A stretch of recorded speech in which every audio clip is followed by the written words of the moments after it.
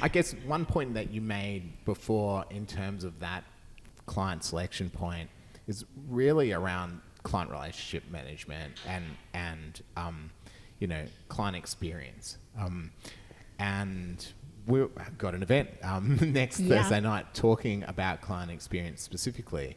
But I guess a good way to start talking about that is what do you see firms doing well in terms of client experience? Oh, client experience is in the process of an evolution, huge evolution, particularly within professional services.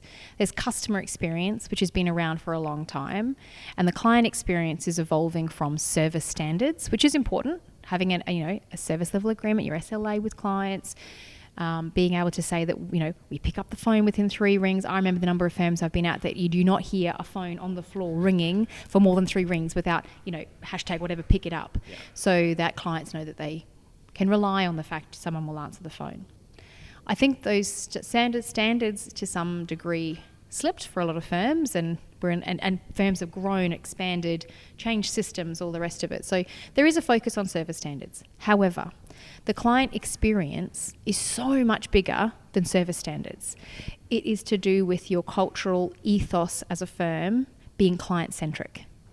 And you kind of think, oh yeah, that's kind of rubbish, or it's gobbledygook. Saying that at the core, your entire operation is structured, is developed, is, the focus of your entire operation is focused on the client at the center. What's going to make my client have a greater experience today? Am I delivering value to them in this conversation? Am I reliable in providing all of this information on time? That's all wonderful. It's service level. What's underneath that? So do you have part of your recruitment process which asks questions in a recruitment interview about engagement with clients, about what happens if a client contacts you and they have a problem, or they're concerned, or they have a complaint? How would you manage that? These are a skill set that lawyers must have now. Yeah. And it's to do with saying, I'm concierging a client experience, I'm concierging this legal advice to you, and I'm going to make sure it is the hottest advice, and it's going to be delivered in just the best way, and you're going to walk away going, that was fantastic. Yeah. And they say that the best service providers, or even lawyers I suppose, but the best providers of service are those that have worked at McDonald's, because it is ingrained in you. Would you like fries with that? That's a sales technique, but actually they're asking, do you have a need for fries? Can I supply that to you? Yeah. Right? So we think about even sales, the client experience. They're saying, I can't sell to my client. If you think of your client's experience as saying, I have a need, and my lawyer's not coming to me with a solution proactively, but all these other lawyers are coming to me offering me these, solutions. They've thought about me, but my lawyer isn't. That's because you think, they know me, they like me, they'll come and ask. No. To give them an outstanding, valuable, amazing client experience, you're proactively going to them and saying, my research team have done some research and come up with this, and this is a problem your business is going to face. Yeah. I'd love to help you with it. That's not sales, that's value adding. Yeah. And it impacts the client's experience, but it goes down to the practice management systems you use, the phone systems you use, the way you engage with your clients from the outset, client onboarding through to ongoing relationship.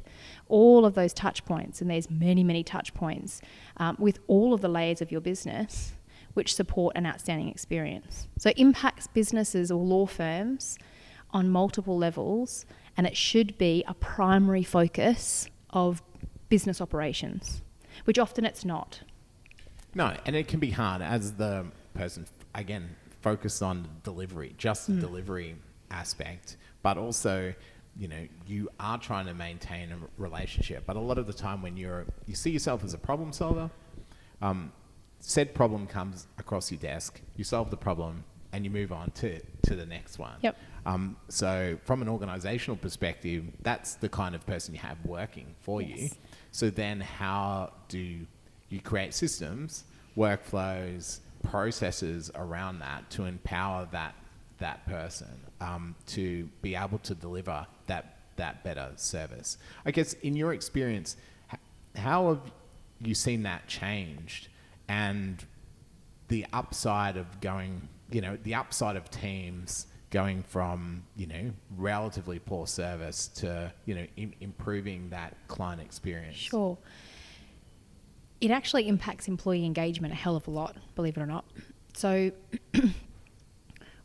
where you're delivering a good service for your clients, you get a warm and fuzzy, I'm sure. Yeah. You love it. Yeah. Your team love it, particularly when your clients come back and go, that was amazing, Mike. Thank you so much. You know, you've changed our business. Getting that kind of feedback from clients will make you feel amazing.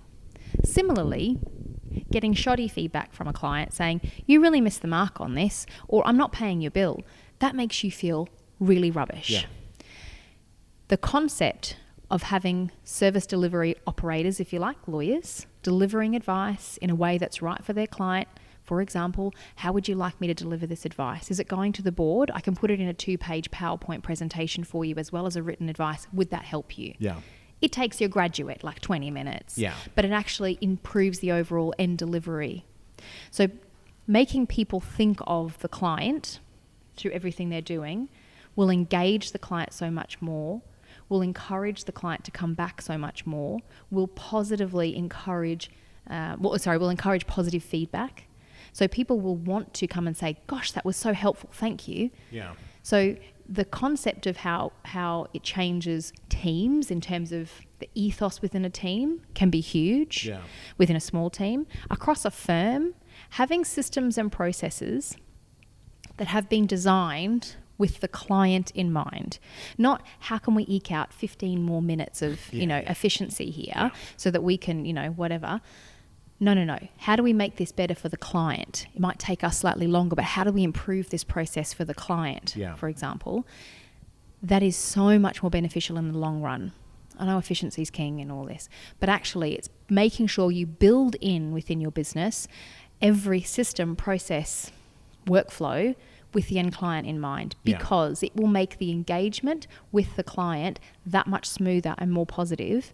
And everybody wants to work in a place where they're appreciated. Yeah. Clients appreciate that.